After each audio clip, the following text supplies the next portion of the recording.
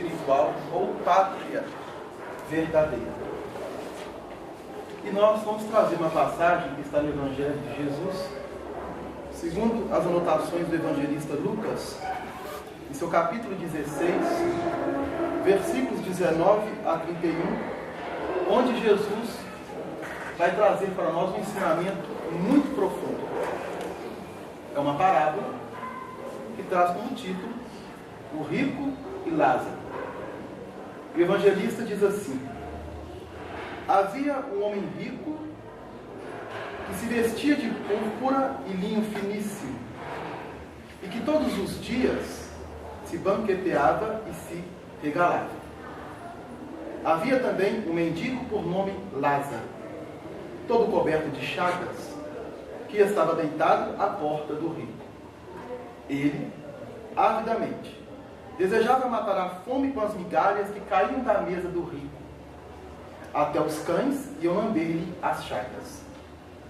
Ora, aconteceu morrer o mendigo e ser levado pelos anjos ao seio de Abraão. Morreu também o rico e foi sepultado. E estando ele nos tormentos do inferno, levantou os olhos e viu ao longe Abraão e Lázaro no seu seio. Gritou então: Pai Abraão, compadece-te de mim, e manda Lázaro que molhe em água a ponta de seu dedo, a fim de me refrescar a língua, pois sou cruelmente atormentado nestas chamas. Abraão, porém, replicou: Filho, lembra-te de que recebeste teus bens em vida, mas Lázaro males. Por isso ele agora aqui é consolado, mas tu estás em tormento. Além de tudo, há entre nós e vós um grande abismo, de maneira que os que querem passar daqui para vós não podem, nem os de lá passar para cá. O rico disse: Rogo-te então, pai, que mandes Lázaro à casa de meu pai, pois tenho 5 irmãos, para lhes testemunhar, que não aconteça virem também eles parar neste lugar de tormentos. Abraão respondeu: Eles lá têm Moisés e os profetas. Ouçam-nos. O rico replicou: Não, pai Abraão, mas se for a eles algum dos mortos, arrepender-se-ão. Abraão respondeu-lhe: Se não ouvirem a Moisés e os profetas, tampouco se deixarão convencer, ainda que ressuscite alguns dos mortos. Bom, este é o ensinamento de Jesus nesta parábola. E a doutrina, ela vai apresentar para nós, espírita, inúmeras interpretações. Poderíamos avançar muito neste texto, porque ele é riquíssimo. Mas o nosso foco é a questão da qual Jesus aqui claramente vai nos ensinar, que é a possibilidade que cada um de nós, após deixarmos esta vida física, de adentrarmos um outro plano, uma outra dimensão, uma outra realidade de vida.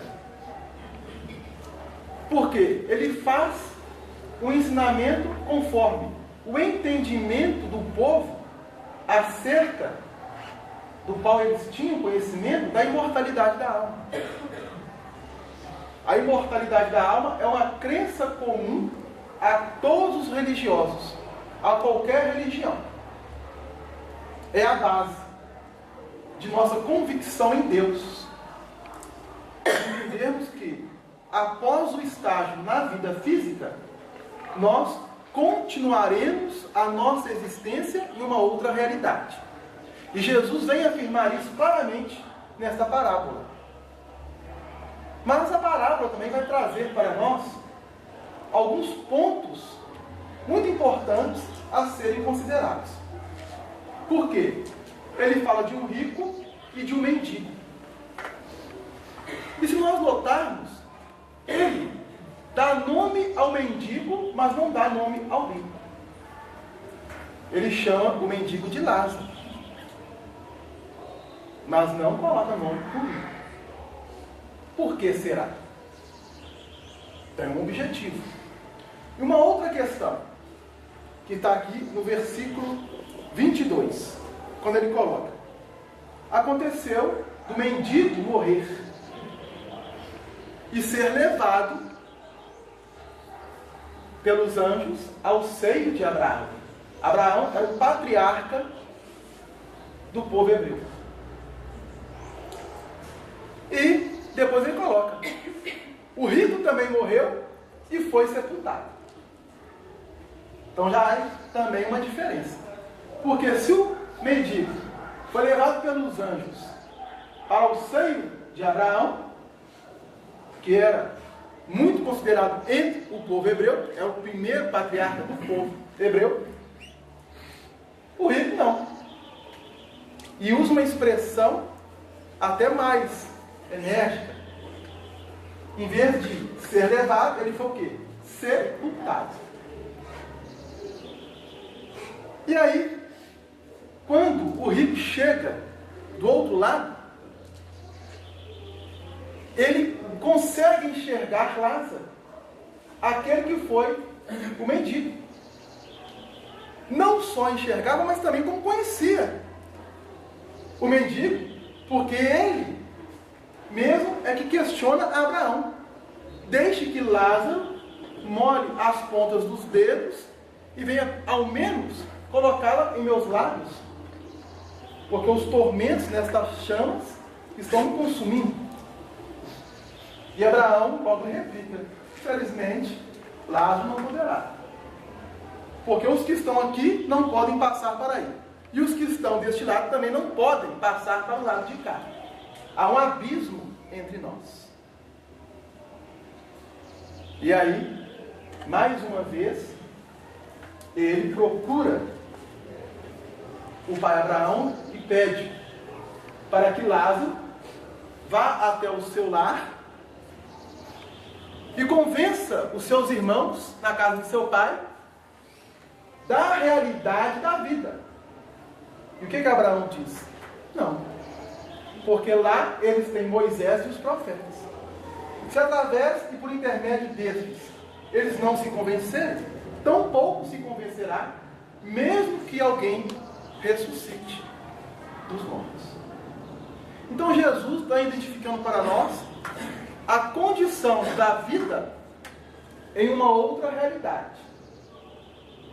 E aí, a própria doutrina espírita, com Allan Kardec, na questão 149 do Livro dos Espíritos, vou anotar aqui porque às vezes quem vai chegar em casa, né, e fazer a pesquisa, dar uma lida. No Livro dos Espíritos, na questão 149, o Kardec faz a seguinte pergunta: em que se torna a alma no instante da morte? Em que se torna a alma no instante da morte? Interessante a pergunta de Kardec. Porque ele poderia ter perguntado: em que se torna o homem no instante da morte? Mas não, ele já foi direto. Ele já perguntou o que se torna a alma, já identificando para nós esta realidade da vida após o fenômeno da morte, tal como nós entendemos na Terra, através dos seus processos naturais. E a resposta dos Espíritos é a seguinte: volta a ser espírito, isto é, retorna ao mundo dos espíritos, de onde saíra momentaneamente. Se nós fizermos uma análise, nós vamos identificar o quê? Que os espíritos estão dizendo a Kardec que a vida, ela pré-existe e sobrevive ao mundo físico. Porque eles não colocam que se torna a alma no instante da morte. Eu poderia colocar a resposta: transforma-se em espírito? Não, porque não há uma transformação. nós retornamos à nossa condição anterior antes de estarmos aqui. Mas por que Kardec pergunta a alma? Porque lá na introdução do Livro dos Espíritos, ele vai trazer para nós alguns comentários em relação ao termo alma, que durante muito tempo teve N conotações e interpretações. E ele vai identificar para nós, quando coloca alma, que é o espírito na sua condição de estar encarnado. Deu para entender? Então, quando o espírito está encarnado, ele possui a sua alma.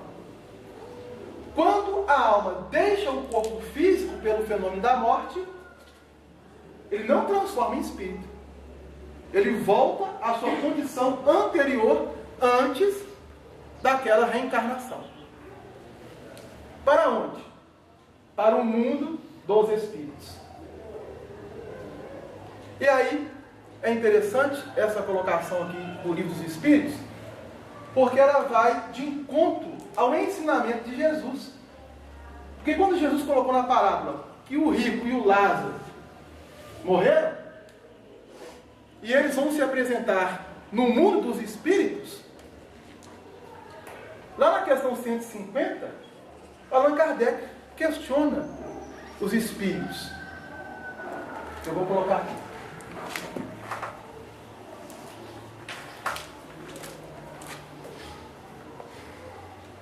Questão 150 do Livro dos Espíritos. Olha o que ele pergunta. A alma, depois da morte, conserva a sua individualidade? É a pergunta. E a resposta, sim. Não a perde jamais. O que seria ela se não a conservasse? Então nós vamos identificar a resposta dos espíritos indo de encontro ao ensinamento de Jesus. Porque quando o mendigo chegou no mundo dos espíritos, assim como Lázaro, eles conservaram o quê? A sua própria individualidade. Nós não perdemos a nossa individualidade. É uma conquista da qual nós estamos trabalhando ao longo da evolução. Mas aí, não ficando satisfeito, procurando aprofundar cada vez mais, na questão 150A, ele questiona: não tendo mais seu corpo material, como a alma constata a sua individualidade? Interessante. Bom, se ela deixa o corpo e ela adentra um outro plano, que conforme o ensinamento aqui é o mundo dos espíritos, ou o mundo espiritual, como é ela que vai constatar a sua individualidade? E a resposta? Ela tem ainda um fluido que lhe é próprio, tomado da atmosfera de seu planeta, e que representa a aparência de sua última encarnação. E que a doutrina espírita dá-se o nome de perispírito, que é um envoltório que vai envolver o espírito no plano espiritual. E esse envoltório é tomado dos fluidos da atmosfera que estão apropriados no nosso orbe terrestre. E aí, quando Abraão, quando Lázaro e o rico chegaram lá, eles se olharam para si e viram que eles tinham a mesma aparência que quando estavam no corpo físico. Por isso que o rico identificou Lázaro. Peraí, aquele lá é Lázaro. É um mendigo que comia das migalhas que sobravam da minha mesa. Então vejam bem que o rico identificou Lázaro. E o próprio Lázaro, automaticamente, também identificou aquele que na vida física foi rico. Por causa do perispírito, que vai conservar a nossa aparência da nossa última encarnação. Porque não é o corpo físico que molda o perispírito, é o contrário. É o perispírito que vai moldar o nosso corpo físico. Tá claro? Tá? Bom, aí na questão 85, lá no Livro dos Espíritos, estou colocando aqui porque Quem quiser anotar, chegar em casa e tiver o livro dos Espíritos. É sempre bom, né? Dar uma folheada. Na ordem natural das coisas, qual o mundo vem em primeiro lugar? Ou o mundo espiritual ou o mundo corpóreo? Pergunta Allan Kardec. E a resposta é a seguinte: o mundo espiritual pré-existe e sobrevive aqui. Então veja bem que coisa interessante. O mundo espiritual ou o plano espiritual, ele pré-existe e vai sobreviver às transformações daquilo que nós chamamos e conhecemos como matéria. Matéria densa, matéria física, em que nós aqui momentaneamente estamos. Momentaneamente porque foi a resposta que a espiritualidade superior deu a Kardec. Porque quando a alma deixa o corpo físico, ela volta a ser espírito, habitando o mundo espiritual de onde deixaram momentaneamente. Mas se nós voltarmos lá na parábola, Jesus, ele vai trazer uma expressão muito forte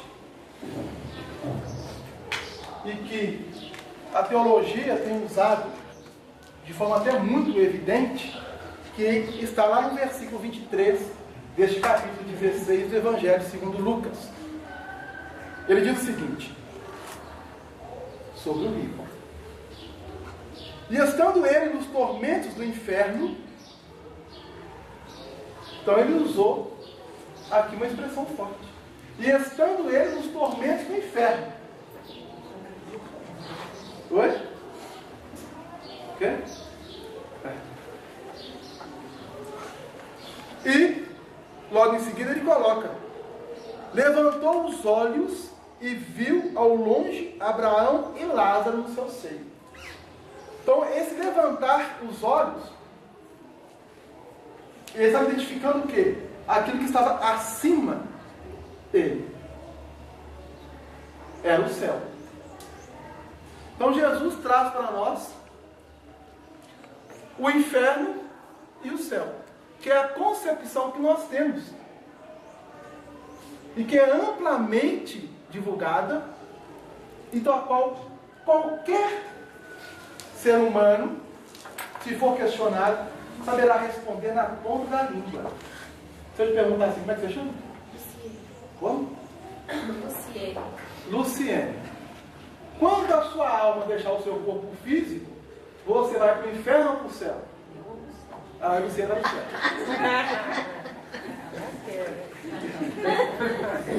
Então, a gente se encontra lá.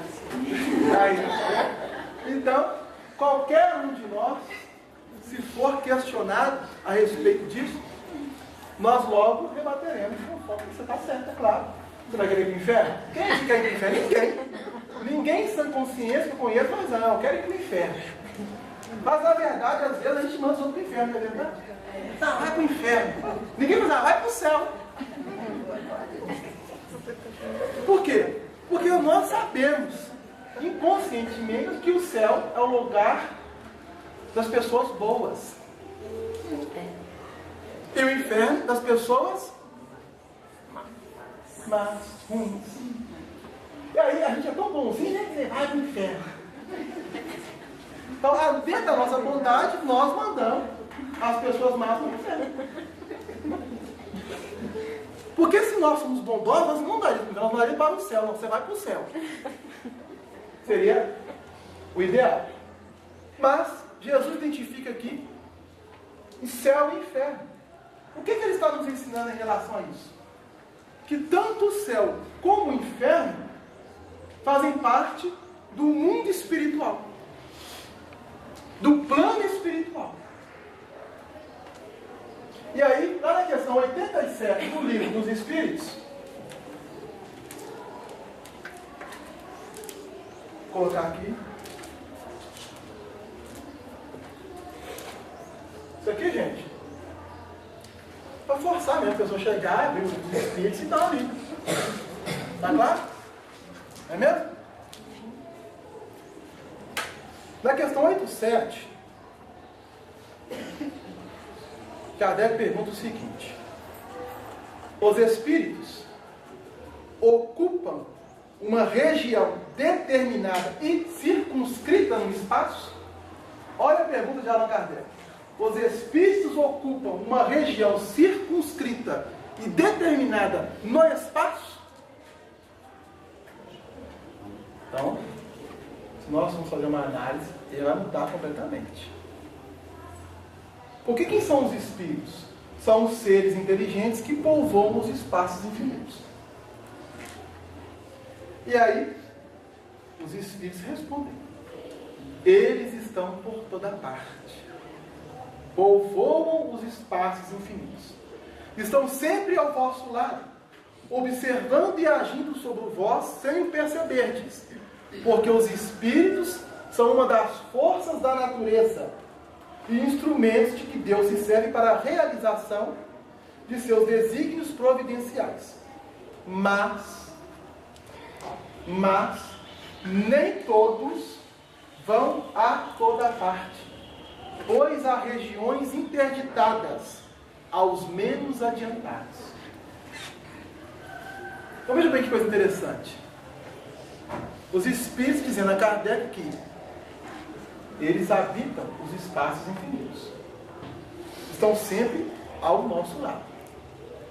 Mas eles não podem habitar certas regiões em decorrência da evolução aonde eles se encontram.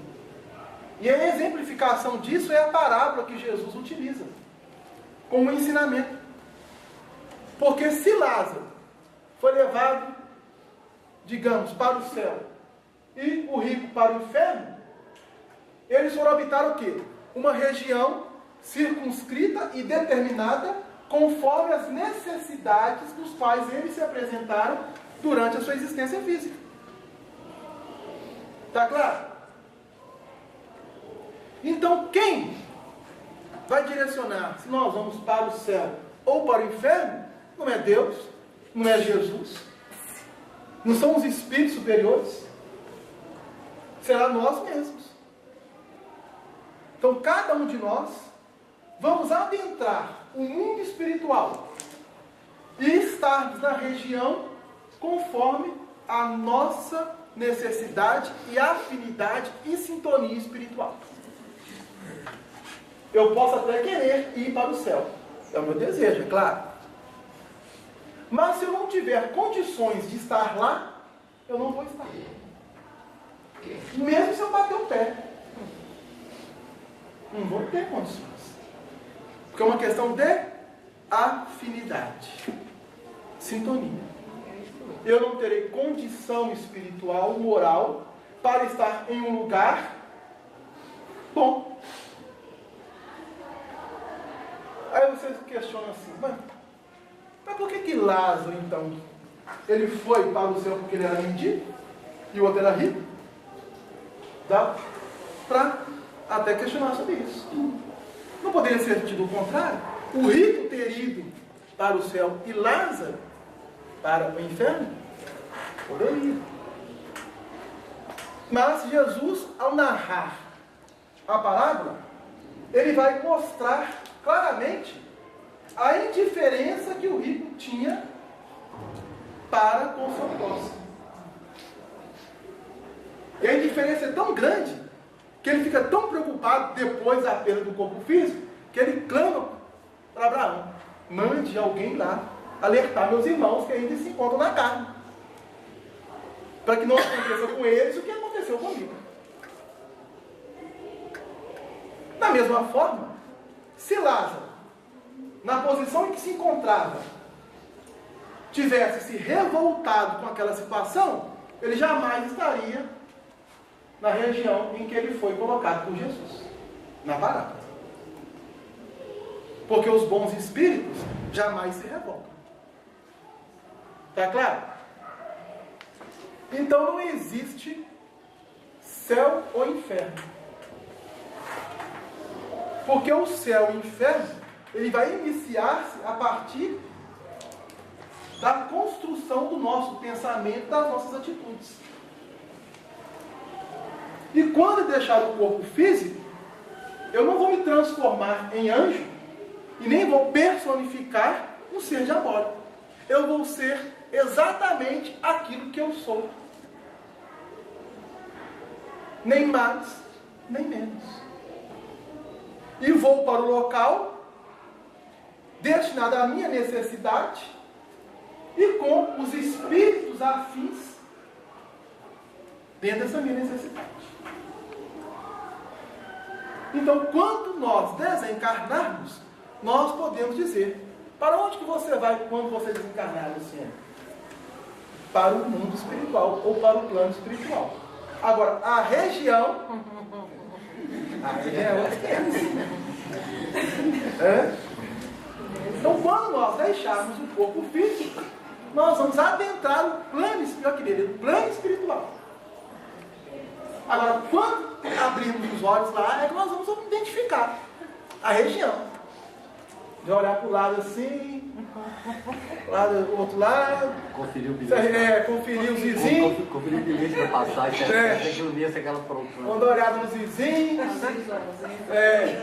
Se vê que a coisa está preta, você pode saber que é um bom lugar. Não. Mas, Delane, uma questão que eu...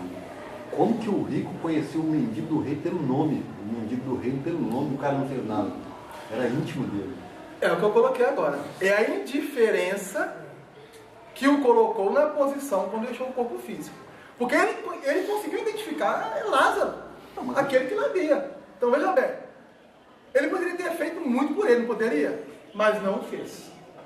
E da mesma forma, se Lázaro tivesse qualquer tipo de revolta em relação às atitudes do rico, ele também não estaria lá.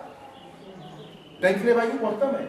Então ele se resignou com a sua situação, e Jesus até vai mais além da passagem, mostrando o discernimento de Lázaro naquela situação. Porque talvez Lázaro já tinha uma consciência aberta daquela necessidade por qual ele passava. E ele sabia que teria um fim. Porque quando nós estamos na dificuldade, é muito comum nós nos perturbarmos. A dificuldade chega até nós. Qual a atitude que tomamos? Nossa, o mundo caiu na minha cabeça, como é que eu vou segurar? A gente se perturba, a gente se desequilibra. O Lázaro não, ele nos identifica o quê? Uma posição de resignação e de confiança absoluta em Deus. Espera aí, é isso que eu vou passar? Vou passar com dignidade. Porque eu sei que será necessário o meu crescimento e que um dia eu deixarei essa condição para estar em outra condição. Agora, no caso do rico, quando nós estamos, estado popular, na carne seca, parece que nós sempre estaremos na carne seca, por cima da carne seca, não é verdade? Nós esquecemos que tem um amanhã. E que o mundo que habitamos, ele não é quadrado. Ele é redondo. Está em movimento. As coisas estão em movimento. Da mesma forma que eu estou bem hoje, eu posso estar mal amanhã. Da mesma forma que eu estou mal hoje, eu posso estar bem amanhã. Agora, nós temos que trabalhar o equilíbrio. Coisa que o rico não fez. E o desespero dele foi tão grande que quando ele chegou lá, ele viu essa situação, o que ele fez? Peraí, manda lá avisar. E o que o Abraão fala? Eles têm Moisés e o profeta. Isto é, eles têm as condições necessárias para se convencerem da realidade da vida. Agora, na posição em que se encontram, eles estão o quê? Cegos. Porque a matéria e a abastância dessa matéria não fazem enxergar a realidade da vida. Mesmo que se alguém chegar do plano espiritual e se materializar, o que eles vão fazer? Eles vão sair correndo. Por quê? Porque não tem sintonia nem afinidade com as coisas espirituais. espirituais nem morais. É assim que acontece. Vamos com calma. Primeiramente, você levantou a mão. Às vezes, primeiramente, a gente fala da experiência do problema. Nossa, minha vida está um inferno. Ou então, quando estamos bem, né? Nossa, eu estou no céu. Para mim, estão maravilhosos. Nós mesmos mentalizamos a atmosfera que vai nos envolver. Então, ela não vem do exterior, ela vem do interior. Queria falar, Roberto? Não, o Marcos aqui falou da questão do nome, é porque o rico não era um mendigo qualquer, era um mendigo que já fazia parte do convívio dele, tanto que ele sabia o nome. Então, eu queria, a gente leva a gente a pensar o seguinte: quantas pessoas que fazem parte do nosso convívio, sei lá, agora misturei o convívio. Não, tá certo. Convívio tá certo. Pois é, então tá certo. Então, quantas pessoas fazem parte da nossa convivência que a gente pensa que são mendigos até, né? Mas na verdade estão numa condição melhor, a gente não se aproxima, eles poderiam nos ajudar, né? Porque a gente pensa o seguinte: a gente vai ajudar aquele mendigo que faz parte da nossa convivência, mas talvez é uma inversão de valores aí, né? Também. Você referiu ao Lázaro, né, que sofreu essa necessidade que ele passou na matéria, com humildade, né, com aceitação, com amor. Então aí entra as bem-aventuranças, né? Que diz: bem-aventurados que sofrem, porque verão o reino dos céus. Né? Então, a necessidade Jesus de ensina: sofrer, bem-aventurados os aflitos, porque deles será o reino dos céus. mas o sofrer, então todos que estão em sofrimento, já que, né, estarão na condição de Lázaro, não é porque diz, né, sofrer e saber como sofrer. Então, Mas não quer dizer, o sofrimento do Lázaro. mas não quer dizer que para estar no céu nós temos que sofrer.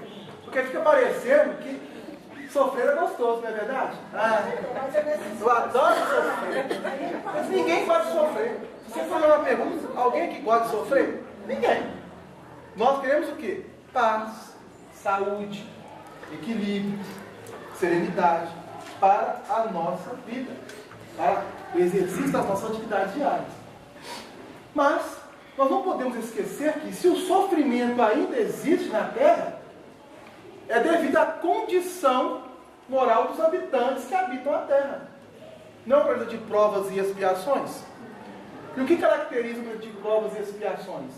Segundo a definição dos Espíritos, é o ser humano ainda dá maior evidência e valor às coisas materiais do que às questões espirituais. E isso é tão sério que o próprio Cristo identifica na passagem. Do evangelista Lucas. O sofrimento é necessário? Não. Nós poderíamos passar pelas provações sem termos a necessidade de sofrer.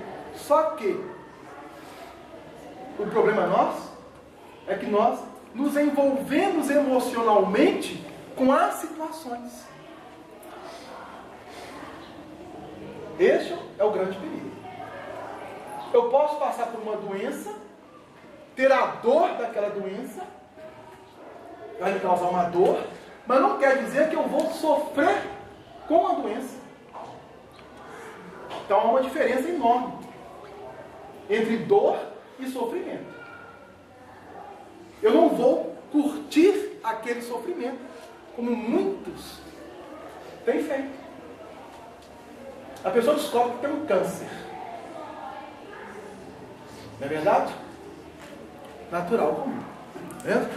Aliás, todos nós, veja bem, todos nós trazemos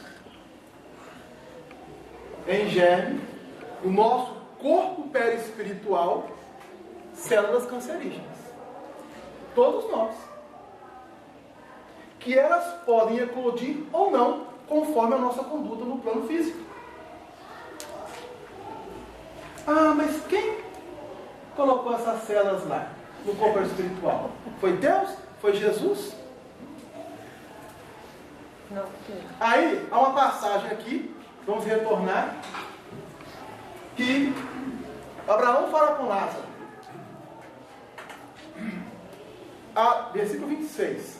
Além de tudo, há entre nós e vós um grande abismo, de maneira que os que querem passar daqui para vós não podem, nem os de lá passar para cá. O que Jesus estava nos ensinando com isso? Há um abismo. Olha lá, chamar o nosso irmão lá, né? Se você quer passar para lá de cá, não tem como. E nem o que está aqui estar aí. Há um abismo. O que ele está falando sobre isso? Isso aqui, ó.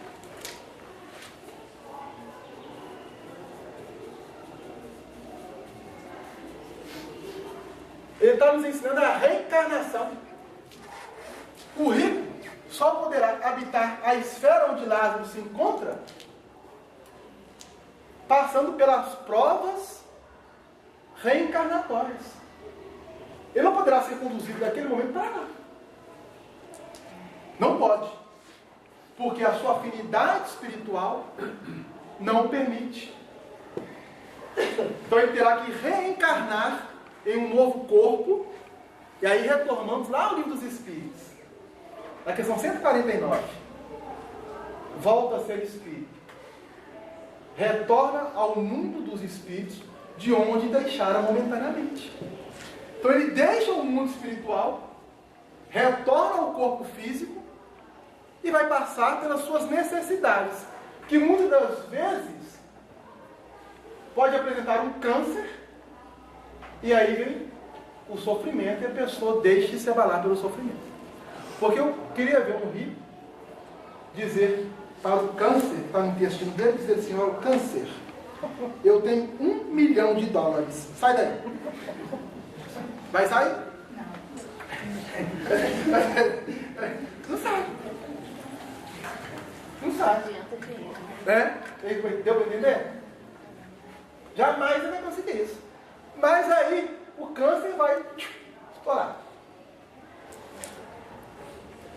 Aí a pessoa passa a refletir sobre as verdadeiras necessidades da vida. Qual é o objetivo da vida? Por que este câncer? E nós não damos conta que ninguém fica doente da noite para o dia. Nós vamos acumulando o nosso processo de doenças ao longo dos dias, dos meses, dos anos. O câncer não é só de uma hora para outra. Então, o corpo físico vai te apresentando sinais. Ele te dá os sintomas. E muitas vezes, bobagem procurar médico. Para os homens. Muitos homens têm morrido com câncer da próstata. O índice é alarmante. Por quê? Eu procurar médico? Jamais. Vou deixar um médico tocar em mim? Veja bem. É uma questão de saúde.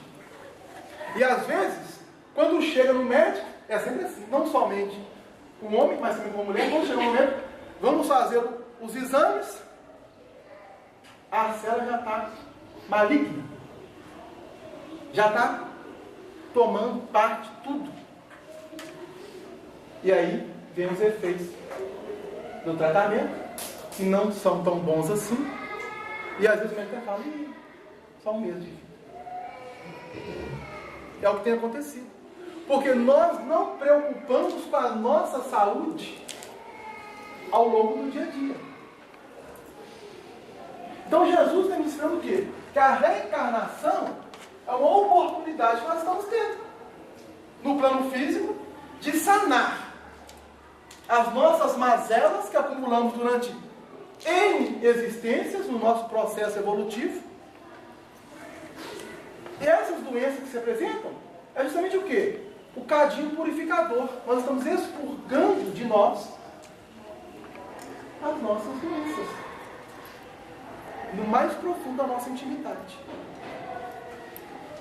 E aí, quando deixarmos todos para trás, aí nós podemos dizer para qual região do plano espiritual eu vou adentrar quando deixar o corpo físico. Qual? Somos nós que vamos escolher. Porque o nosso desejo é desencarnarmos e sermos recebidos pelos benfeitores espirituais. Né? Já pensou? Eu desencarnar, abrir os olhos e vai estar lá o doutor Bezerra na minha frente? Eu queria demais. É o desejo. Não, doutor Bezerra, você me buscar, tá? Nós vamos para onde? O pessoal vai ficar o sempre, na verdade. Você não vai você vai ficar. Você vai ficar onde está. É assim que acontece. É assim que acontece. Então existe um livro de André Luiz chamado Obreiros da Vida Eterna, que inclusive já foi até tema aqui de gincanas e de estudos, em que André Luiz vai nos apresentar 5 desencarnações,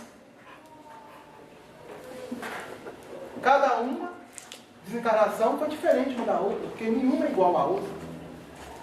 5 entidades, com as suas conquistas, com as suas experiências, com os seus conhecimentos, com as suas dificuldades, adentrando o plano espiritual de forma diferente. E tomando conscientização dessa entrada de forma também diferenciada. Esse questão o conhecimento do Espiritismo me facilitará a minha entrada no mundo espiritual? Não. Quer dizer que por eu ser espírita, ou eu ser evangélico, ou eu ser católico, ou ser qualquer coisa, eu vou estar em um local bom no hospital? Não. Por onde eu estarei no plano espiritual? Será devido às minhas atitudes, dentro da prática da lei de Deus. Da lei de Deus. É a minha vivência dentro da lei de Deus que me reportará ao local onde eu vou estar. De acordo com o merecimento, né? Justo. Então veja bem coisa interessante. Aldelan, tá falando mesmo? Oi? A questão de espírita, o cara tem um lugar especial lá, aquela coluna tem os doentes espíritas. Né? Aí, você vê, a situação é tão grave, vocês estão no ponto certo. A situação é tão grave que uma entidade chamada Eurípides Barçanufo, foi um baluarte do Espiritismo, do movimento espírita em Minas Gerais, pediu a Jesus: será que dá para construir uma colônia espiritual para receber os espíritas encarnados? Jesus, claro. Então, nessa colônia é receber os espíritas em posição de desequilíbrio e desajuste. Porque muitos chegam lá querendo realmente conversar com o doutor Bezerra, com o Emmanuel. E fica difícil, entendeu? Não tem como. Muitos. Aí, como a situação ficou bastante grave, eles ampliaram as aulas para receber também outros irmãos de outras religiões. E aí, numa conversa lá de bastidores, um amigo espiritual pergunta: quem são os mais difíceis de se lidar? E o amigo espiritual responde: os espíritas. É a moda, entendeu? Não, é brincadeira, entendeu? Não é. Por quê? Nós pensamos que pelo fato de termos o conhecimento da reencarnação, de falarmos de desencarnação, e de termos o conhecimento dos princípios que a doutrina nos oferece, e as ferramentas que nós utilizamos, nós estamos isentos. Estamos não. Pelo contrário. A quem muito foi dado, mais será.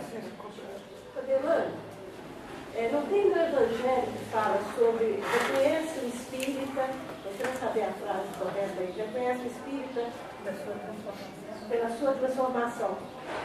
Põe uma coisa com outra aí. Quer dizer, na verdade, existe hospital para os espíritas, mas os espíritas aqui também estão fazendo aí, dentro dessa fala, reconhece o espírita pela sua transformação. A questão é mais embaixo. porque está envolvendo a questão de caridade.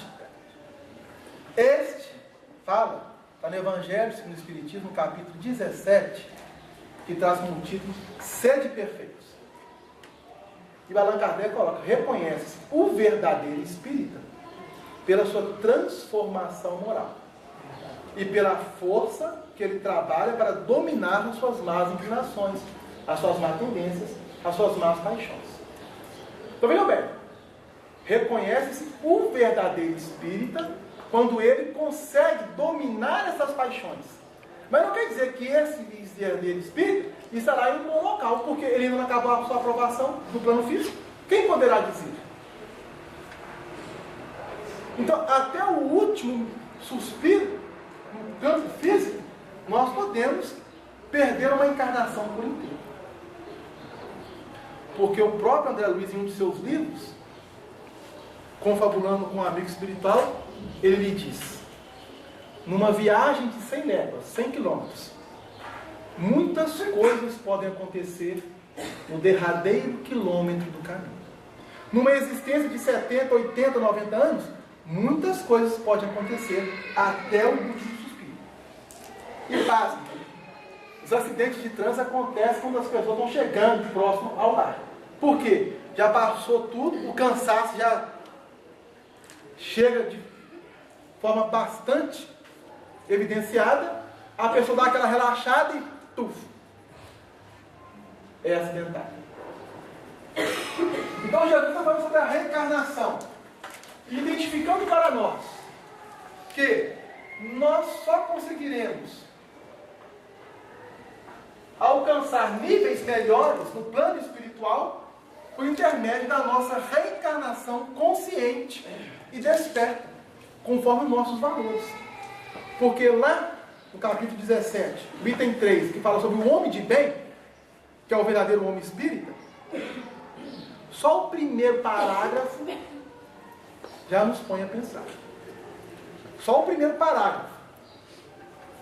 Porque o Allan Kardec fala o seguinte: o homem de bem é aquele que pratica a lei de Deus em todas as suas circunstâncias de necessidade. Bom, aí nós temos que pensar quais são as leis de Deus. E ele vai elaborando. Então nós estamos nos esforçando para nos tornarmos o quê? Cristãos. Nós estamos trabalhando para sermos verdadeiramente cristãos. Porque nós não conseguimos ser cristãos. Porque uma pessoa que manda a outra para o inferno é cristã? Ah, vai para o inferno. Jesus mandou alguém para o inferno? Não. Não é verdade? Porque pode parecer até banalidade. Você fala, mas nós não podemos esquecer que a nossa fala, o nosso som, ele é carregado de magnetismo e vibração. Já foi dado isso daqui a respeito da voz. Você quer ver um exemplo? O André Luiz, juntamente com um amigo espiritual, já citei isso em algumas vezes. Não sei se citei aqui, lá no disco de base. Ela tinha dado uma palestra no plano espiritual para encarnados e desencarnados. E aí, um irmão espiritual assistente do instrutor Alexandre, está no livro Missionários da Luz, fala assim: Alexandre, fulano e Beltrano não chegaram até agora. O Alexandre já sabia que eles não iriam. Aí olhou para o André Luiz, como o André Luiz estava sedento de informações e sequioso de pesquisa, de trazer para nós: Alexandre, vai lá, vê o que está acontecendo. André, acompanha. Aí o André foi acompanhar.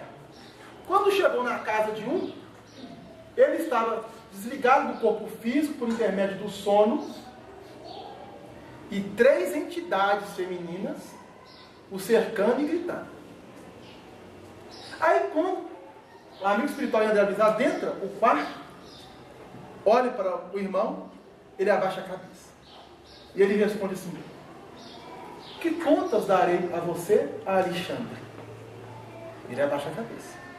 Aí as entidades femininas, as três, avançam em André Luiz e no amigo espiritual. Automaticamente, pela prece, ele barra, pelo magnetismo, que elas não conseguem chegar até eles, mas começam a falar, a soltar impropérios, a gritar, a gesticular. Que ele é meu, que vocês vão levar, que não sei o que, é coisa de mulher, né? Aí que acontece? A André às vezes fala para o amigo espiritual assim: vem cá, você não vai rebater as ocultações dela, não vai deixar ela falar? Sabe o que ele responde a Luiz? Aí quando eu li, eu fechei o livro, vou guardar porque depois eu continuo. Você, André, 1 minuto de conversação no nível de nossas irmãs podem fazer perder uma reencarnação de séculos. Olha isso aí.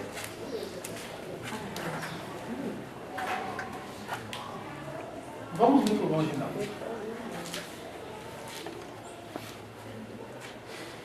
Quem é casado há mais tempo, quem tem namorado, nesse ponto tem umas briguinhas, né? Umas briguinhas bobas, na verdade.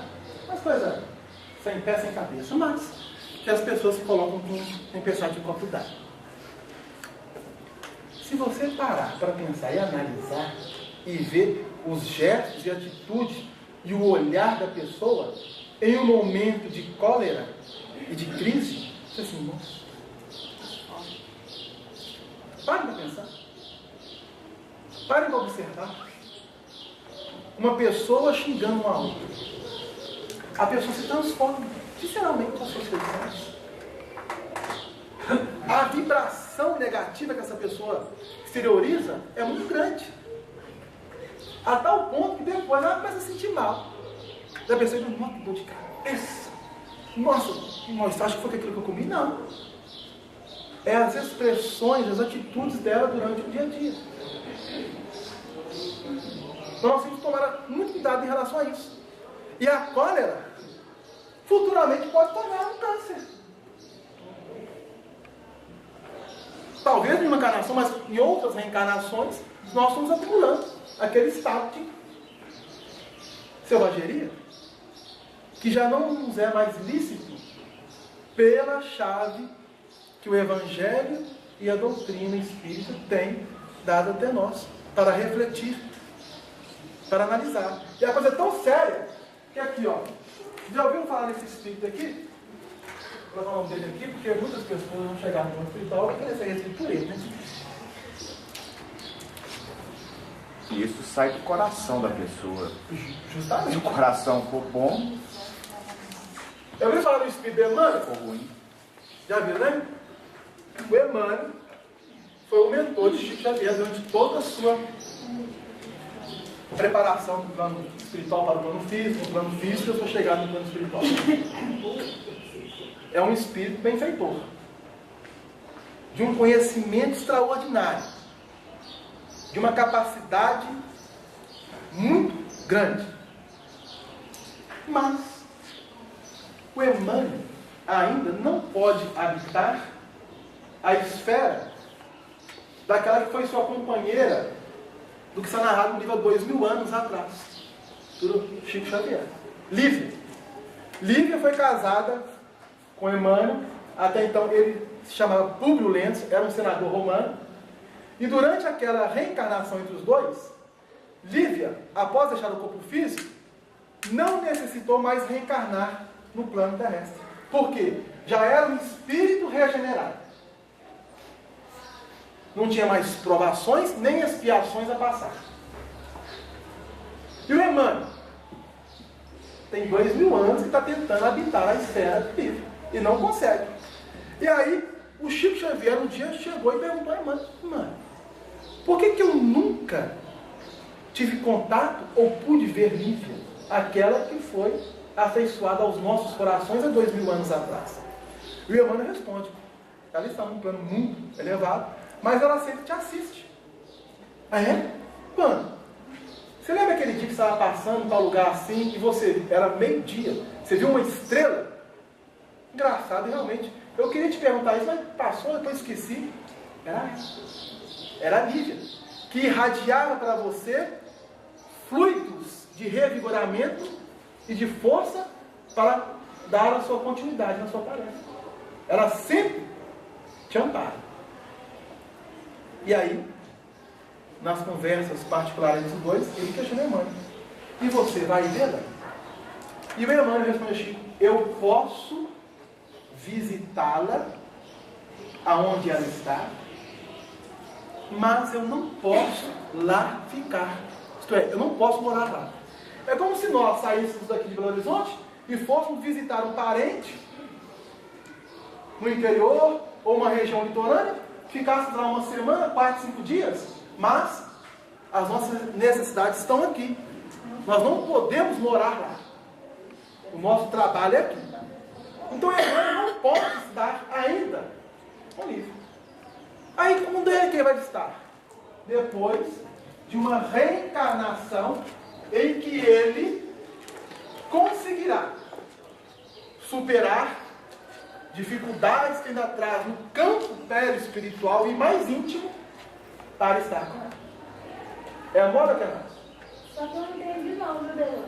Sabe por quê? Porque eu sou, a gente aprende que quem está no plano inferior não pode visitar o plano superior. Segundo essa informação, a Lívia está no plano superior. Ilustrando também, quando o André Luiz estava esperando a mãe, ele achava que a mãe não poderia visitá-la, não ia visitá-la, né? No entanto, ela estava descendo, né? Passando por aquelas... E aí agora eu entendi que o irmão pode ir lá e... Mas não pode ficar. Não, eu sei, mas o André Luiz não podia ir lá onde estava a mãe dele. Bom, você vai recordar no livro Nosso Lar que o André Luiz ele vai repousar. E através do desligamento, veja bem, o desligamento do seu corpo perispiritual dentro do seu corpo perispiritual, dá para confundir? Houve um desligamento de André Luiz, ele foi elevado para uma região mais elevada, onde pôde encontrar com a sua mãe. Ele não podia estar nessa ele não podia morar nessa região, mas ele podia ir lá passar. Não morava. Era uma região neutra, do plano espiritual. Mas a condição de Emmanuel, através dos trabalhos sucessivos, o permitem estar mais próximo dela, sem, porém, morar no local onde ela está.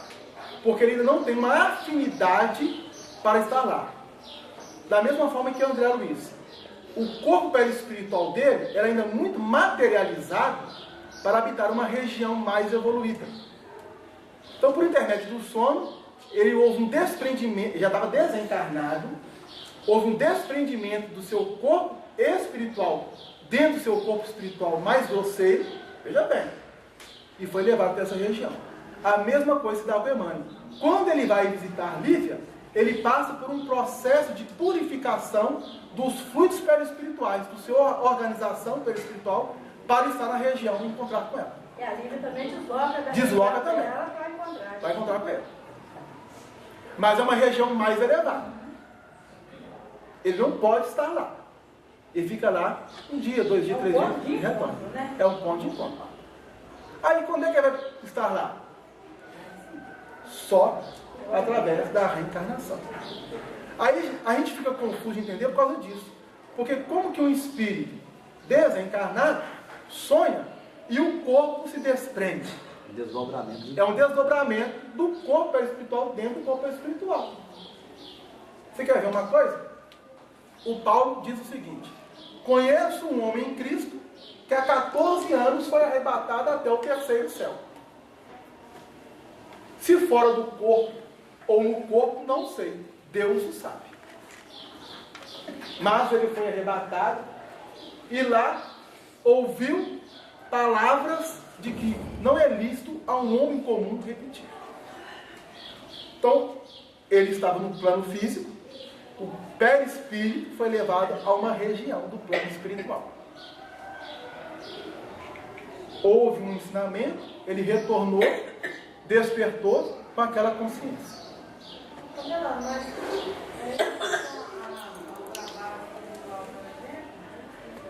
Até nós resgatar essa dívida, né, com Neemias, quando ele chegar até mim, ele não vai mais estar no próprio. Esse é o problema. Não, esse é o grande problema, porque quando avançamos, avançamos, e aqueles que ficam na retaguarda vai ficando. Até conseguimos estar lá, mas ela espera. Né? Não é verdade? O apóstolo João também. Aqueles que amam não vão esperar os seus. Alcione também teve uma licitação dessa, né? Oi? Alcione também. Justamente. O apóstolo João passou por uma experiência dessa também, até que ele escreveu o livro, né, do Apocalipse, não? João também foi levado a um plano espiritual. Então você vê que a questão não é tão simples assim. Quando deixarmos o plano físico, é o que tem que ficar bem claro. Vamos para o céu, para o inferno? Não. Para o plano espiritual. Tem que ficar claro. Qual região? Eu que vou definir, conforme a minha postura, a minha conduta. Está claro? Adelante. Mas eu quero estar no céu. É muito simples. A Arlete nos deu a dica. É só chegarmos em casa, abrirmos o Evangelho segundo o Espiritismo, capítulo 17, e lermos o item 3. E praticar na íntegra aquilo que está lá. Aí sim, nós estaremos no plano espiritual bom e elevado. Porque, Cleide, nós somos espíritos milenares. Nós trazemos embutido no nosso corpo espiritual mazelas que nós ainda vamos trabalhar daqui a 1000, 2000 anos adiante. Que ainda nós não temos condições de trabalhar. Levando em conta que cada encarnação demora 200 anos, né? E o IV, né? A aceitação, aí fica complicado. Tem hora que a gente Tá esquece claro? desse detalhe, né? Está claro? Então veja bem, olha a conversa do irmão espiritual com a Ana Luísa. Uma conversação nesses níveis pode nos fazer perder séculos de evolução. Então ele não estava debatendo, não estava respondendo as 3 mulheres porque ele ia atrasar. Eu não entendi essa parte. Ele entrou em sintonia, nem se envolveu. Ele não estava. Ele tem aí, ela estava falando, elas falaram para elas mesmas. Por quê? Se nós estamos numa posição elevada, nós não temos que rebater com aquele que vai nos xingar. Já viu o trânsito? Belo Horizonte como é que é? Alguém te fecha, você me fechou. Até mata. Viu a sintonia? Alguém te fechou, você para e pensa, vai com Deus. Olha a tranquilidade. Você manteve a sua postura, a sua sintonia. Se alguém te xingou, você vai dar uma sintonia dela? Não, você vai ficar na sua. E o André Luiz ficou invocado? Por quê? Porque ele estava aprendendo. Peraí, velho. Deixar de xingar. Tá claro? Somos nós que permitimos que o outro avance em nós. Somos nós.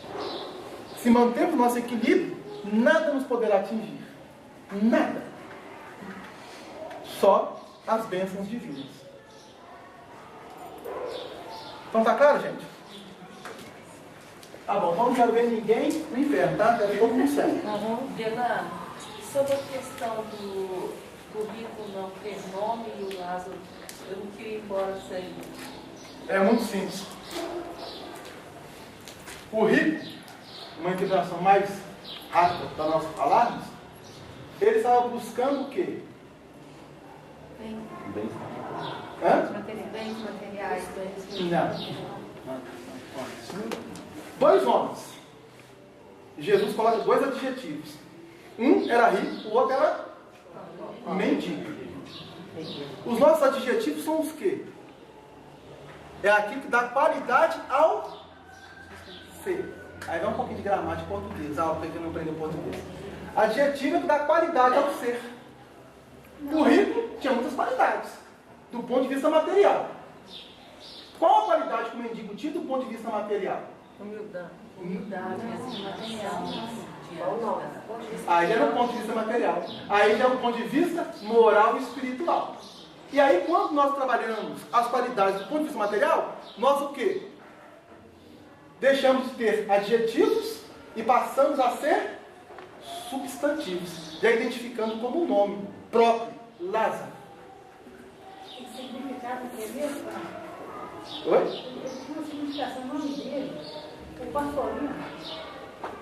Eu acho que cigadeus, alguma coisa assim, Lázaro. Cada nome, do ponto de vista hebraico, tem uma significação. Todos os nomes. Ainda mais aqueles que terminam com o sufixo el. Gabriel, Emanuel. Deu exemplo. Emmanuel, Deus conosco. E assim por diante. Tá? Então todos têm uma significação. Mas no caso aqui, Jesus está nos mostrando o quê? Que Lázaro conseguiu ser ele mesmo, na vida condicionada a ele, e conseguiu passar ele mesmo por aquela provação e expiação. No caso que o rico tinha suas qualidades, mas em vez de ele buscar ser, ele apenas trabalhou o ter, o possuir, ficando nos adjetivos, do ponto de vista material, não se qualificando para uma posição mais elevada. Está claro? Está respondido? Porque senão eu ia aprofundar mais, não tem como. Mas deu para dar uma clareada? Deu, gente?